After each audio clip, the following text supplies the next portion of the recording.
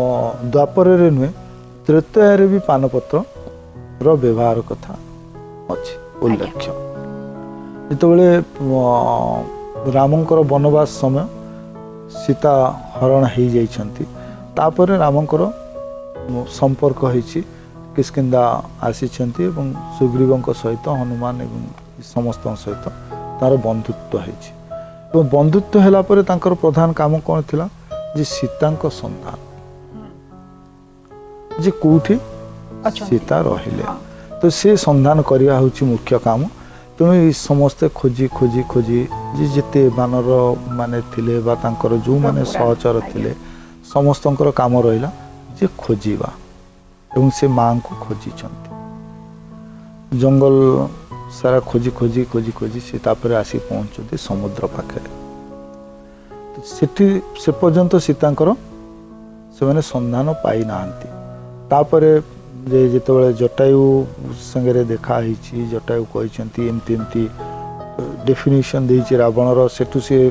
धरछन जे हाँ एमिति गोटे राज्य थिबो एई जगह रे थिबे तो सेतेबेले चर्चा होइछि जे एते योजना टपी किए जाई परिबो तो सेतेबेले जाम्बवानकर कथा अनुसार हनुमान जाइछंती ଏବଂ पहुंची कोठी लंका रे सेतेबेले तांको दिया जाइतिला जे प्रभु रामचंद्र देइथिले मुद्रिका जे एटा नहीं से परिचय देबे बा एटा देले जानिबे जे रामंक पाखरु आसीचंती बोले एवं से मुद्रिकाटी देइछंती जोथिरे सीतांकर एवं हनुमानकर देखा हेछि वो मुद्रिका को पाइकी सीता जानिले जे हाँ ये रामंक पाखरु ही आसीचंती तो एते खुशी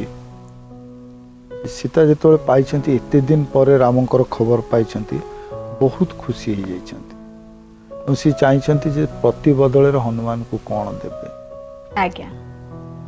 तो हनुमान को कौन देबे बोली जेतोले चिंता करछंती सेतोले सी थिले अशोक वन रे अशोक वन रे आमे जहा पुराण रु बा